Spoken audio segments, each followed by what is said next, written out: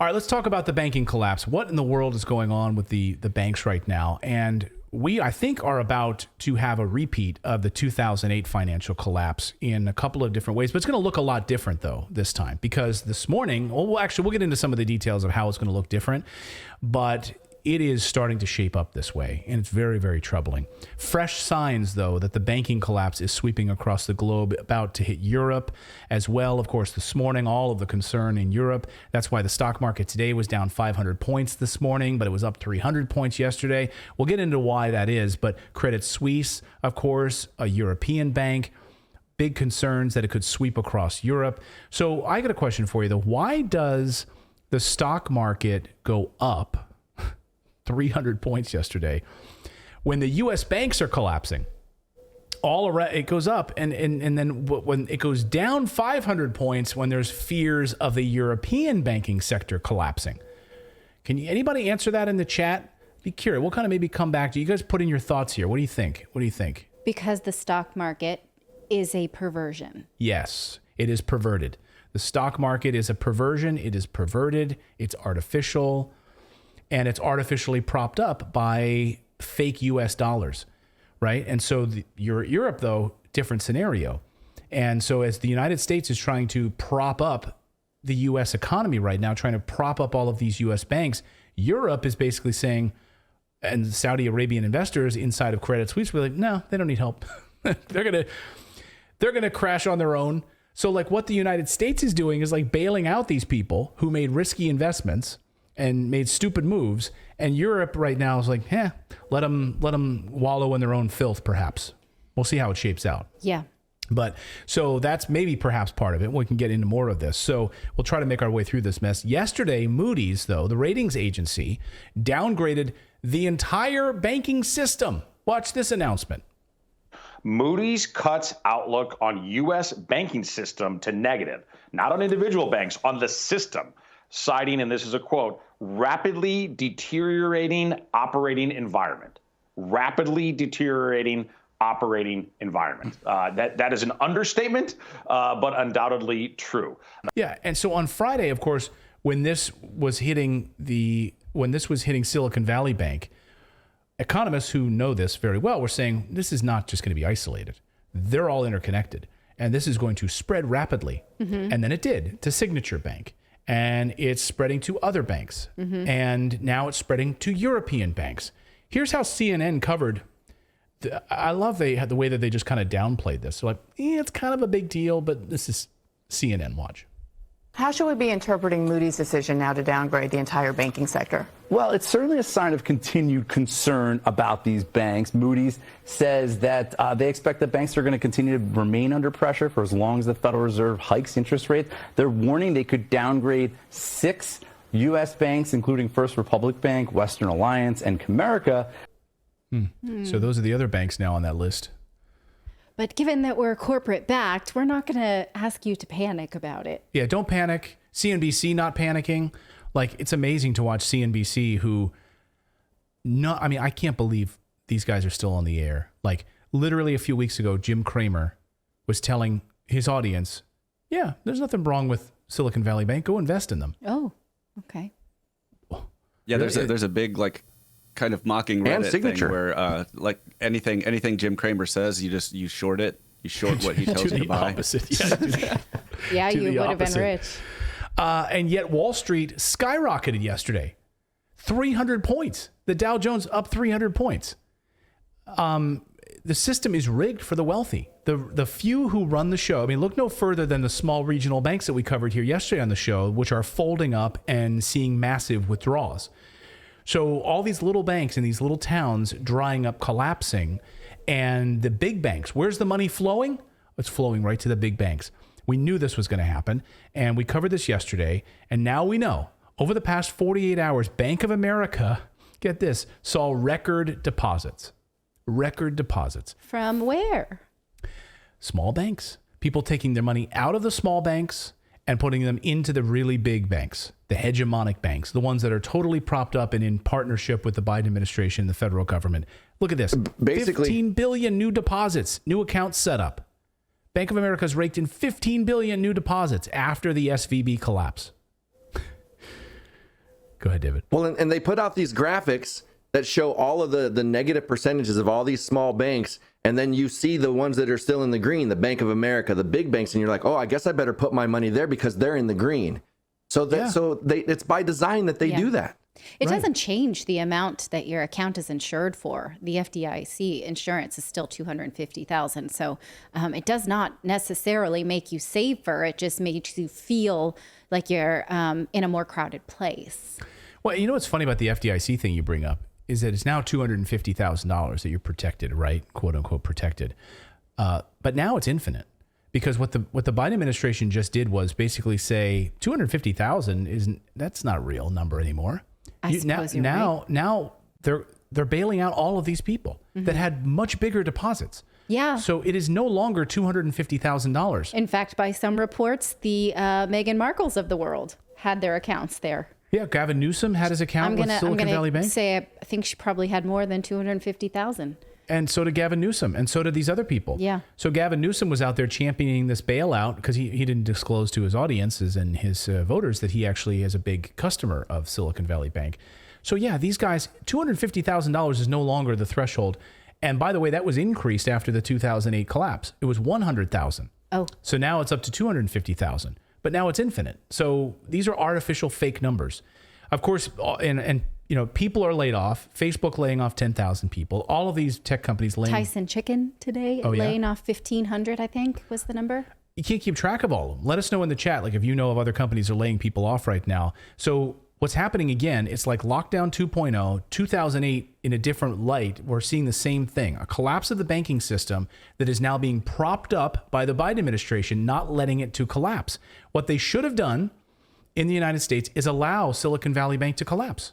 Like, I'm sorry. You make risky investments. You bet big on these things, and they should be allowed to have their natural course of things and die off, right? And then you don't prop them up. But I was going to say, at the core, they're already propped up anyway because the whole system is a sham because it's not even real money. And they have all these rules. They can do fractional banking, and for every dollar they can loan out 10. It's like that whole system from the core is flawed. And how can you not do what they're doing in that environment? Right. I mean, the big criticism of 2008 was that they never allowed it to actually collapse. Yes. Right? It never allowed it to get it out of its system. Like if you have a sickness or an illness, it's like taking Imodium instead of actually going to the bathroom, right? It blocks you up.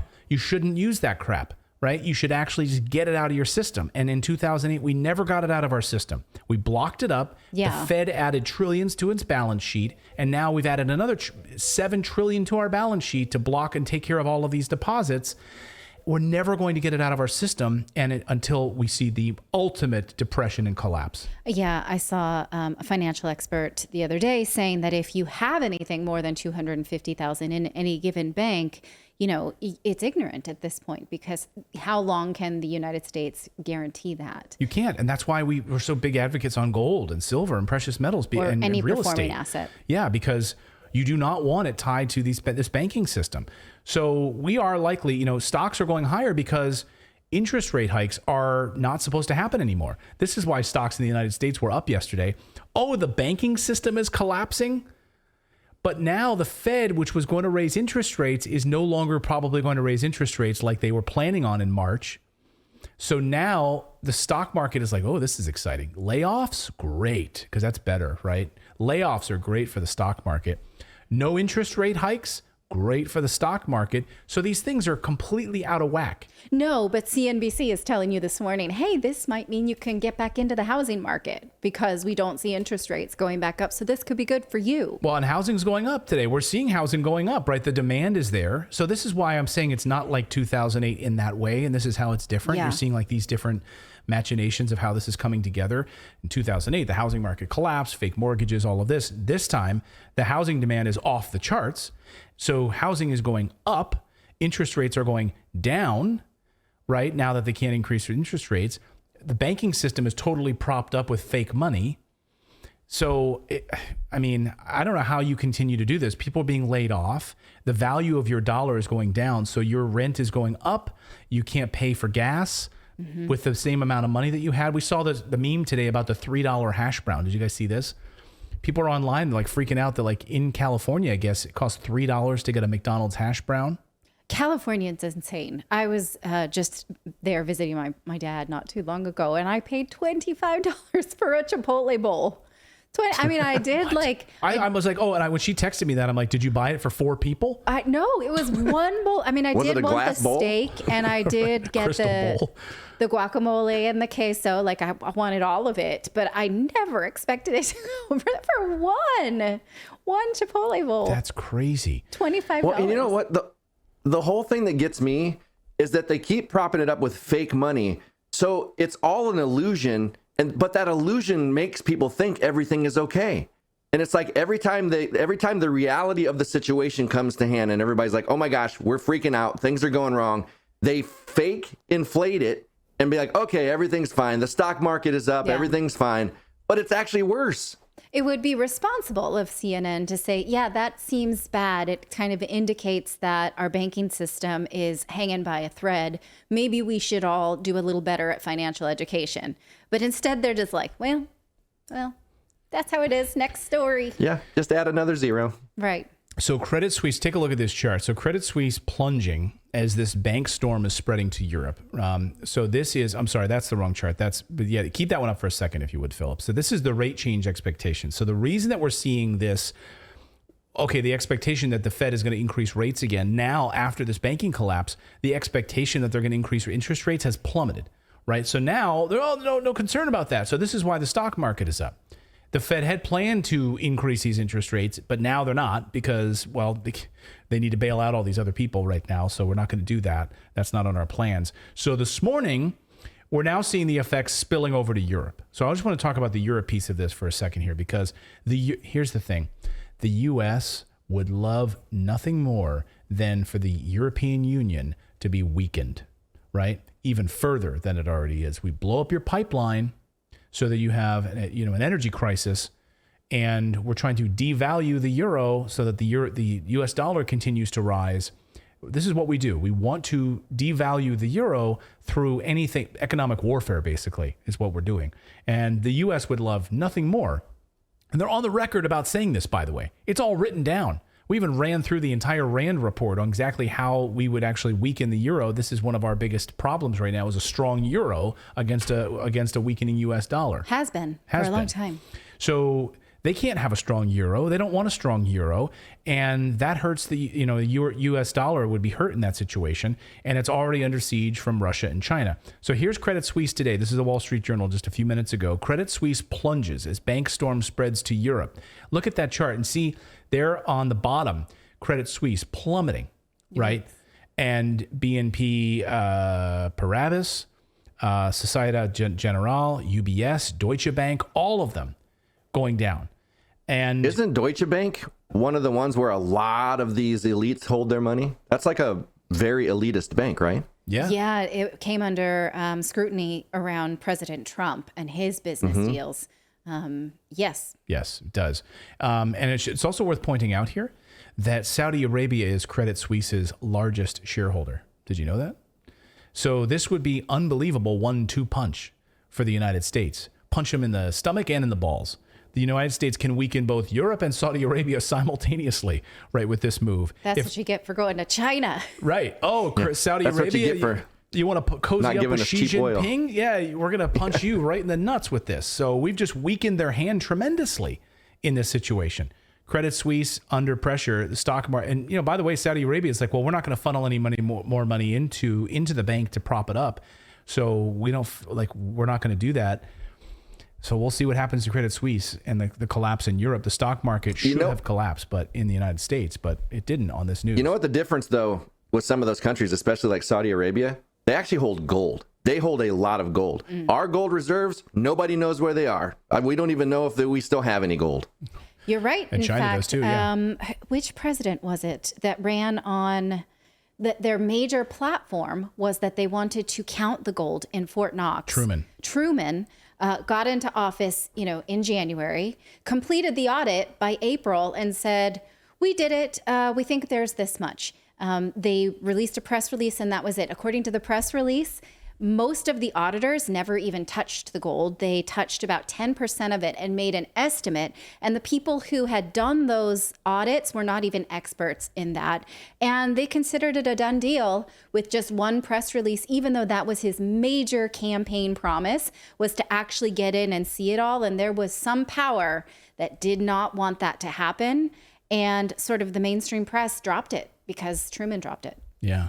Well, and recently we had the whole thing with Germany, or one of those countries, wanting their gold that we're supposed to have in reserve. And it's like, well, we don't have it. So, and then that story just disappeared. Like we talked about it and then it was. Yeah. Americans were outlawed from owning gold. And a lot of Europeans got wealthy by buying it up in the United States because of that. But that's going to be the advantage for those other countries because they still hold gold. They still have, I mean, they have gold currency. Yeah. Well, yeah, I mean, and you know, the closest gold-backed big currency in the world is the Russian ruble. Not technically tied to the gold standard, it is as close as any other currency is in the world is the Russian ruble to a gold standard. Not technically, but very, very close. So anyway, put the pin in that. We're going to continue to watch what's happening with Credit Suisse. We'll continue to watch what's happening with the stock market. You know, this morning down 500 points and in these weird mood swings. But I think the reason they're largely down by 500 points is seeing what's happening in Europe. But 500 points is nothing these days. Back in the day, 500 points was like, oh my God, that's like Black Monday or whatever on the stock market, right? 1987, or was it Black Monday? Black Friday. Yeah. Black Monday, right? Like disaster. Oh my God. Now it's like, that's one afternoon. Who cares? 300 points, 700 points. Who cares? Yeah. Anyway, it's all artificial. Thank you so much for watching this segment here at Redacted. We are live every day at 4 p.m. Eastern time, trying to share the stories that the mainstream media will not cover. You should also come over and join our community of Redacted Rebels over at redacted.inc. That's our private locals community where we can share exclusive content that we simply cannot share here on YouTube. Come over and join the rebellion together right now by going to redacted.inc. We'll see you next time.